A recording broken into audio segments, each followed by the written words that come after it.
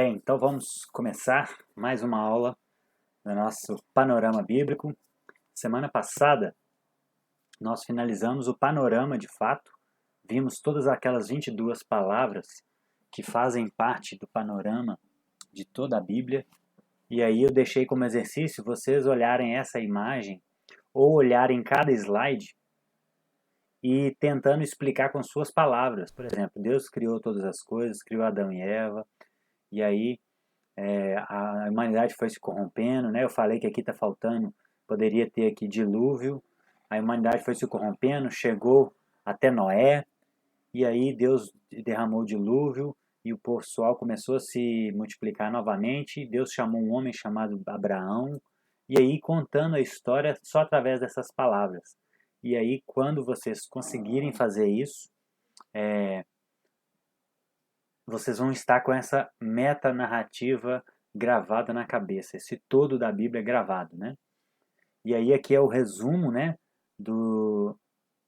da Bíblia, do Antigo Testamento, o Gênesis, a vida dos patriarcas, né, ainda no livro de Gênesis. Gênesis 1 a 11 é a criação, o princípio de tudo. De 12 a 50 são os patriarcas. Depois vem o povo de Israel. E hoje nós vamos estudar um pouco mais profundamente a Torá, que são os 5 primeiros livros da Bíblia. Torá, ou Pentateuco, vem de Penta, né? São os 5 primeiros livros da Bíblia. Então aqui são os livros do Antigo Testamento, olha que interessante. O Pentateuco, eles são divididos em 5 blocos. O Pentateuco, os livros históricos, os poéticos, os profetas maiores e os profetas menores. Então, no Pentateuco nós temos Gênesis, Êxodo, Levítico, Número e Deuteronômio. Esses são 5 livros chamados de Torá ou Pentateuco. Depois nós temos os livros históricos. Não que os outros não... Por exemplo, Gênesis tem muita história. Números tem muita história. Mas é uma forma de dividir a Bíblia de forma mais fácil de entender, né? Então nós temos Josué, que é a continuação de Êxodo, né? A continuação do fim de Moisés, da vida de Moisés. Josué assume. Depois nós temos o período dos juízes, temos o livro de Ruth, temos os livros que narram a história de Israel, do reino unido, do reino dividido, 1º e 2º Samuel, 1º e 2º Reis, 1º e 2º Crônicas, que há aqui muita repetição. Ó. Crônicas e Reis são basicamente a repetição. E aí quando vocês leem a Bíblia em ordem cronológica, a minha Bíblia em ordem... está aqui de baixo. Eu estou lendo a Bíblia em ordem cronológica esse ano, então ela vai mostrando os textos, mostra um texto de 1ª Reis e um texto de 1ª Crônicas. Por quê? Porque eles falam da mesma coisa, né? O livro de Esdras, Neemias e Esther. Esther está um pouquinho... está nesse período aqui no final. Ó. Esther já é no reino dos persas. Então esse período aqui, depois que eles vão começar a reconstruir Jerusalém. Então a história da Bíblia gira em torno basicamente disso aqui. Todos os livros poéticos dos profetas maiores e menores estão inseridos em algum lugar aqui dentro. Ó. Então, por exemplo, Jó está inserido na época de Gênesis, que era patriarca Abraão, né? Jó veio na época de Abraão, mais ou menos. Os salmos são de Davi, que estão aqui em 1 Reis, 1 Samuel, 1 Reis. Os provérbios, Eclesiastes e Cantares, os livros de Salomão, estão aqui em 2 Reis. Isaías foi um profeta que profetizou a queda do reino do norte, de Israel. Então, Isaías está inserido aqui no período de 2 Reis, no finalzinho de 2 Reis, antes da queda de Jerusalém. E assim por diante, Jeremias. Cada profeta está inserido em um momento histórico aqui desses livros. O mesmo ocorre com os profetas menores. Tá? Então, esse é o resumo do Antigo Testamento. Os livros, né? E aí, aqui já está com o outro slide que já está dando para ver. A gente pode gravar isso aqui da seguinte forma: 5, 12, 5, 5, 12. Isso aqui é o arco do triunfo. É uma forma que a gente tem para gravar esses livros. Ó, 5 Pentateuco, 12 históricos, 5 poéticos, 5 profetas maiores e 12 profetas menores. Aqui é só lembrar, O profeta maior tem menos, o profeta menor tem mais. Então é fácil, né? Então eu fiz até um rap para gravar essa música, é tipo assim, ó. 5, 12, 5, 5, 12, 5, 12, 5, 5, 12. O rap não é muito bom, mas é uma forma de fazer com que você... Às vezes o que é feio, o que é engraçado, ajuda a gente a gravar. Então, lembra desse rap 5, 12, 5, 5, 12, 5, 12, 5, 5, 12, que vocês vão lembrar. 5 Pentateuco, 12 históricos, 5 poéticos, 5 profetas maiores, 12 profetas menores. Então, quando a gente olha a Bíblia dessa forma, a gente se situa melhor na Bíblia. Então, quando alguém fala, por exemplo, abra no livro do profeta Jeremias. Então, aqui, ó, os 5 estão aqui mais ou menos. Depois vem 12. Aí depois vem 5 poéticos. Jeremias está depois dos poéticos. Então, Salmos, Provérbios, Eclesiastes. Ó. Eu sei que depois de Provérbios vem Eclesiastes. Aí depois começam os profetas maiores. Isaías, Jeremias vem depois. E aí com o tempo você já vai gravando. Ó, Jeremias, achei. Então você acha os livros da Bíblia de forma muito mais rápida, quando a gente sabe isso. E a gente se situa na história também, né? Então isso aqui ajuda a gente a gravar os livros da Bíblia, tá bom? 5:12, 5:5:12. É bem fácil de gravar. E hoje nós vamos entrar de forma um pouco mais aprofundada. Nós já vimos o panorama, né? Nós já sabemos aquelas palavras todas. Então, quando a gente vai ler o livro da Bíblia, o Gênesis, por exemplo, naquele panorama, a gente fala de criação, aí fala da corrupção, fala de dilúvio, depois fala de Abraão, Isaac e Jacó, né? Dos profetas, dos patriarcas, até fazer o link com o Egito para vir Moisés. Só que agora nós vamos destrinchar um pouco mais o livro de Gênesis. Então essa imagem aqui, ó, mostra o seguinte: Gênesis 1 e 2 fala da criação, né? Gênesis 1 fala da criação de forma mais abrangente e Gênesis 2 da criação de forma mais detalhada, principalmente da criação do homem, né? Conta os detalhes da criação do homem, que foi que ele tirou da costela. Gênesis 1 não conta esses detalhes. Gênesis 1 diz que Deus criou o homem e a mulher à sua imagem e semelhança. E no Gênesis 2 fala que ele botou Adão em sono, retirou uma costela. Então é mais detalhado, né? Conta que colocou eles no jardim para guardar e cultivar. Então Gênesis 1 e 2 conta a criação. De 3 a 5 mostra a queda, mostra a corrupção do ser humano, né? Em Gênesis 3 tem a queda de Adão e Eva, e aí todas aquelas repercussões que acontecem, todas aquelas consequências, né? Eles começam a ter medo de Deus, então a relação com Deus é quebrada, eles começam a acusar uns aos outros, então a relação com o próximo é quebrada, eles começam a ter muitos problemas, a terra é amaldiçoada, enfim. Aí depois, em Gênesis 4, tem a morte de Caim e Abel. Então, já mostrando os efeitos da queda, né? Os problemas da queda que ocorreram no ser humano. E aí, de 6 a 9, o gênero humano vai se corrompendo gradativamente até chegar a um limite em que Deus fala assim, não dá mais, eu preciso intervir. E aí Deus vem com a condenação, ele traz o dilúvio por causa da maldade humana. E aqui o nome principal é Noé, né? Que ele constrói a arca, vem o dilúvio, e é um novo recomeço da humanidade com o pacto, né?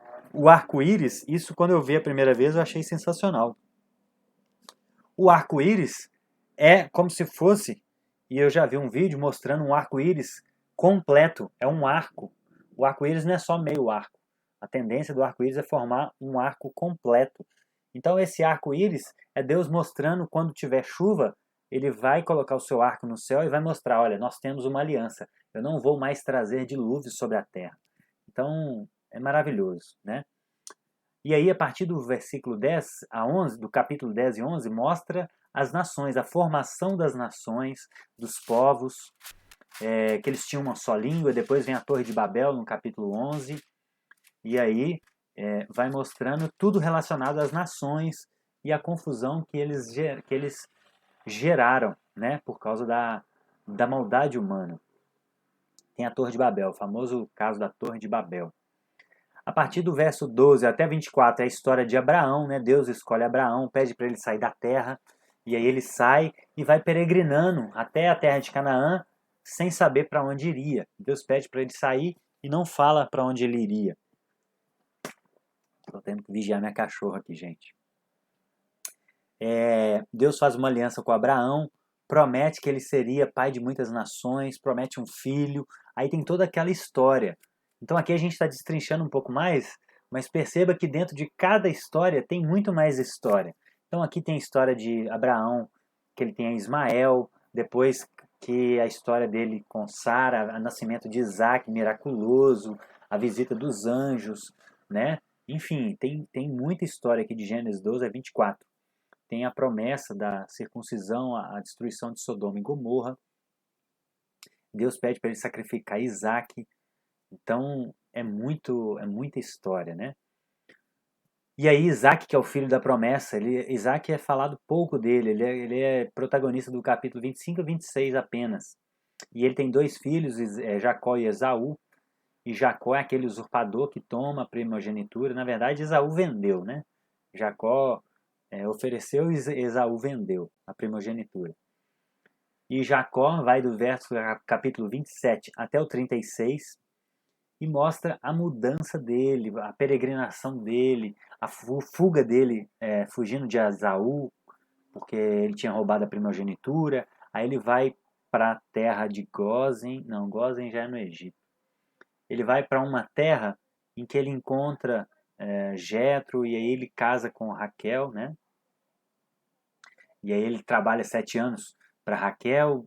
Labão engana ele, assim como ele enganou os outros. Labão engana ele. Eu falei Jetro é sogro de Moisés, gente.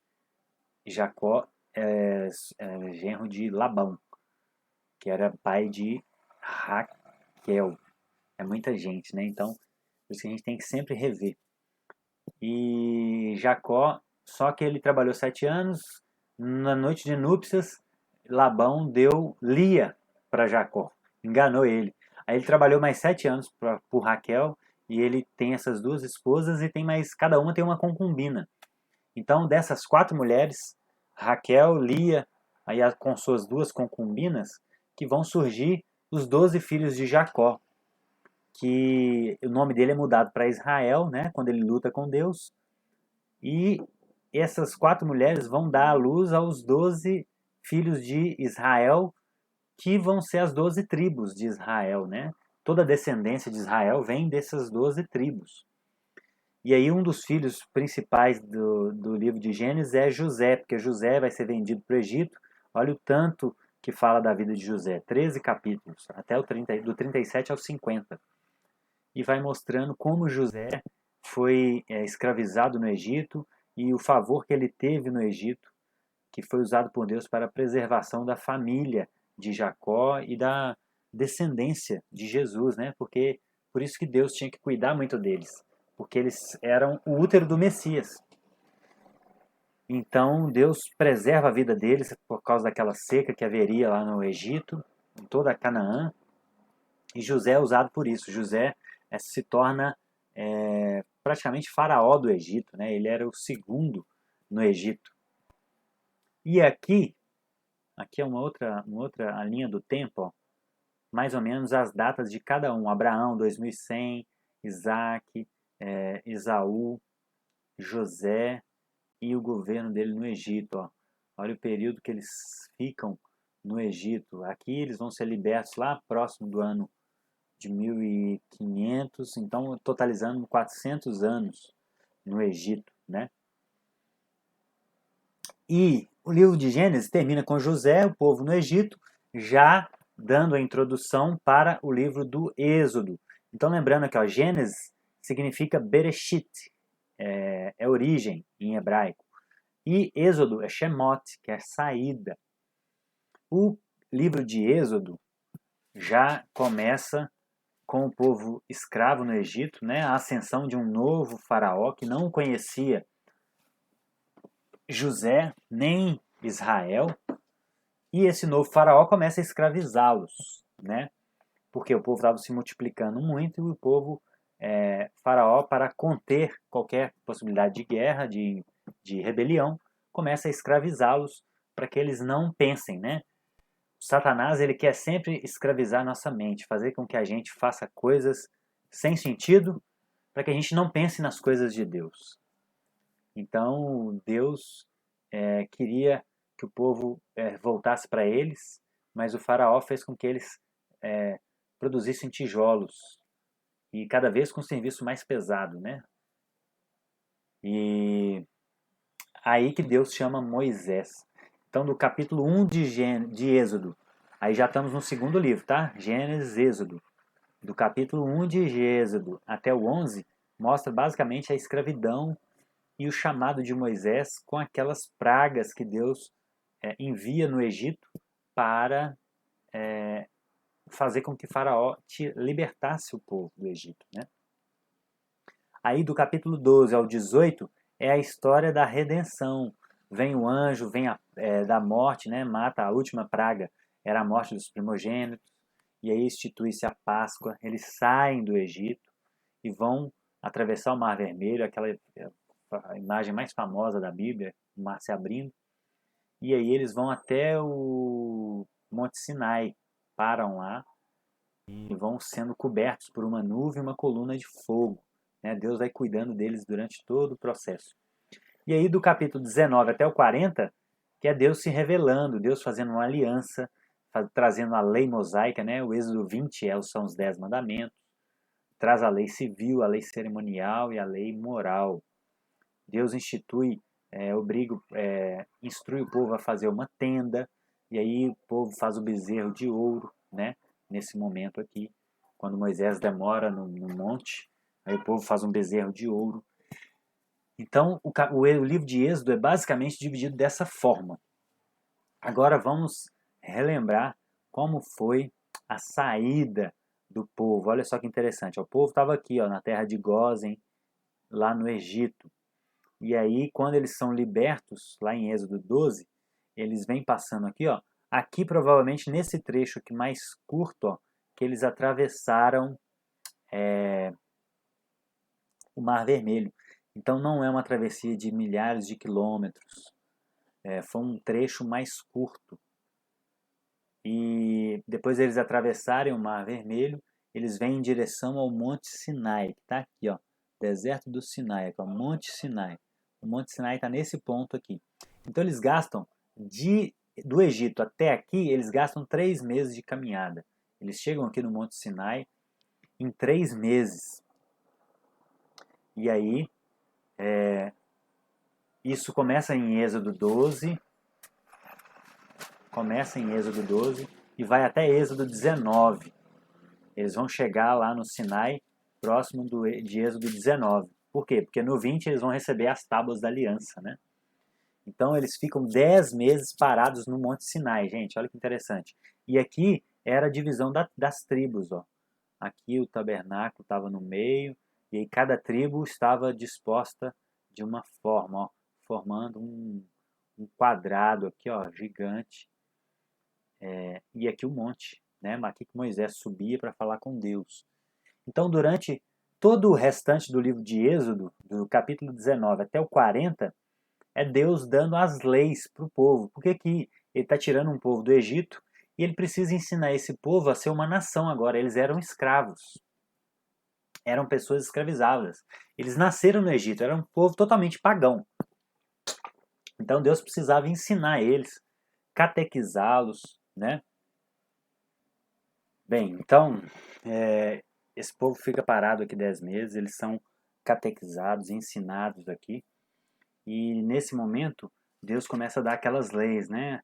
As 10 mandamentos, as leis sobre escravidão, propriedade privada, sobre responsabilidades sociais, sobre justiça, sobre o tabernáculo, como deveria ser o tabernáculo, as vestes do tabernáculo. Então, até o capítulo 40 de Êxodo, muitos pontos da lei do sábado, são pontos básicos assim da lei do povo de Israel. e o livro de Levítico é escrito nesse momento aqui, nesses 10 meses em que o povo está parado aqui no Monte Sinai. Então o próximo livro, que é Levítico, também é continuação de lei, regulamentação de vários pontos. É um livro que, para quem está lendo a primeira vez, chega a ser cansativo, porque é muita lei, que muitas delas são cerimoniais ou civis que não se aplicam a gente. Então, mas é interessante saber, né, como que o povo pensava, o que era válido para eles naquele momento. Então, todo o livro de Levítico é escrito nesse momento aqui, quando eles estão parados durante esses 10 meses no Egito, no Monte Sinai, no pé do Monte Sinai. Então nós já vimos Gênesis, Êxodo, Levítico. O próximo livro é o livro de Números. Números, é a continuação da peregrinação. Então, em Números 9, eles deixam o Monte Sinai e vão rumo à Terra Prometida. E aí, antes de deixarem o monte, já tinha dado. Eles ficaram 3 meses até chegar no Sinai, depois ficaram lá mais 10 meses. Então, nesse momento aqui, já tinha dado 1 ano da saída deles. Então, aqui eles celebram a segunda Páscoa, né? A primeira fora do Egito. Eles instituíram a Páscoa lá no Egito, e aqui eles celebram a Páscoa pela primeira vez fora do Egito. Então tem todos os elementos, tem o cordeiro, tem as ervas amargas, o pão sem fermento, e cada elemento desse, o cordeiro era para lembrar do sangue do cordeiro que foi passado lá no Egito para livrar o anjo da morte, que o sangue do cordeiro livra eles da morte, e como eu falei na última aula, tudo isso apontando para Jesus, né? Um dia viria o nosso cordeiro pascal. As ervas amargas, para eles lembrarem do tempo amargo da escravidão do Egito. Os pães sem fermento, para eles lembrarem que eles saíram com pressa, não teve tempo de fermentar a massa, né? Então, os elementos da Páscoa judaica, que a gente viu lá na igreja, na última ceia, na Páscoa, né? Eu levei para vocês verem. Cada um tem um significado. Então, em Números 9, eles saem do Monte Sinai e vão em direção à Terra Prometida, que é lá em cima, ó, que é a Terra de Canaã. Então, em Números 10, mostra que eles saem do Monte Sinai, que está aqui, ó, vão caminhando, beirando o mar e chegam ao deserto de Cades Barneia. Então eles demoram 3 dias para chegar até aqui. Aqui foi uma andada bem rápida, né? Eles demoraram 3 meses daqui até aqui e daqui até Cades Barneia eles demoraram 3 dias apenas. Isso está lá em Números 10. E aí, em Números 13, o povo, Moisés escolhe 12 homens, um de cada tribo, para eles espionarem a terra que eles iriam tomar posse, né? Era a terra prometida desde Abraão. Então eles iriam tomar posse dessa terra. E aí os espias voltam com os frutos, né? Os frutos grandes daquela terra, os cachos de uvas enormes. E o relatório dos espias não é favorável, né? O relatório não é favorável. Eram 12 homens, 10 deles desanimam porque eles viram que a terra era muito forte, pessoas muito fortes, eles viram que eram gigantes, né? E eles ficaram com medo. Eles esqueceram que quem tinha falado com eles para ir era o Criador dos céus e da terra. Mas 2 homens não se perderam nesse caminho, Josué e Caleb. Eles falam, não gente, nós vamos entrar porque Deus nos prometeu. Se Deus prometeu, nós podemos entrar. Gente, só um segundo, que a Lídia chegou aqui, só um segundo.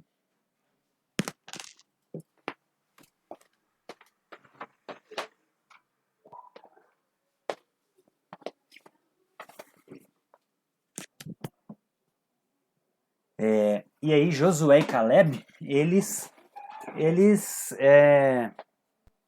não entram nessa vibe de falta de fé e decidem e têm um relatório positivo para entrar na terra. Eles têm fé e falam, não, Deus que prometeu e ele vai cumprir, gente, então vamos parar com isso.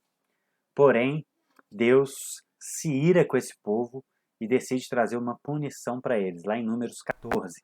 E qual que era essa punição? Eles estavam aqui em Cades Barneia.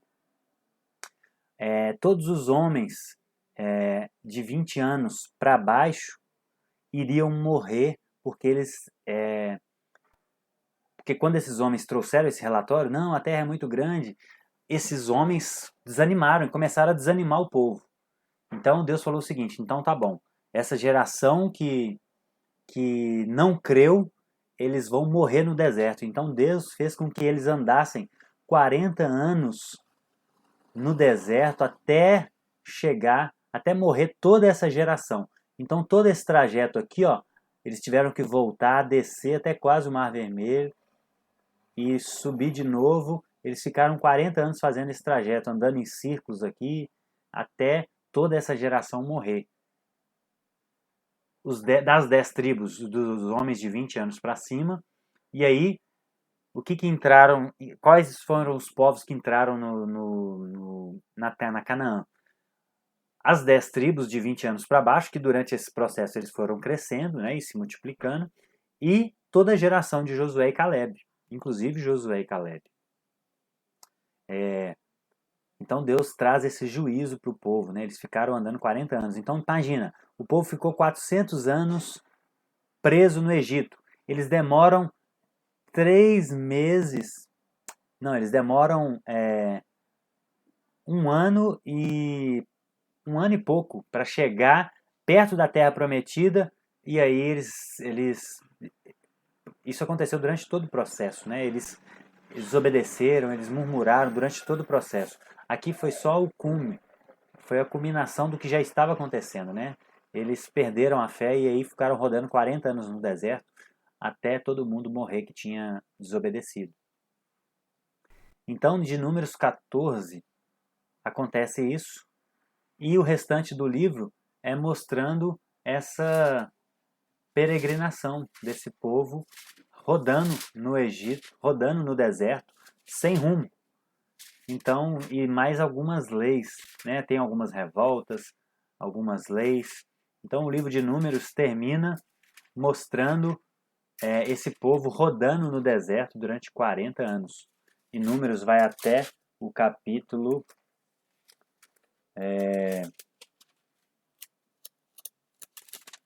36. Então, de Números 14 até 36 é o povo rodando no Egito, no deserto, sem rumo. Deus esperando toda aquela geração morrer, né? E aí vem o último livro. Então nós temos Gênesis, Êxodo, Levítico, Números e por fim Deuteronômio. O que é Deuteronômio?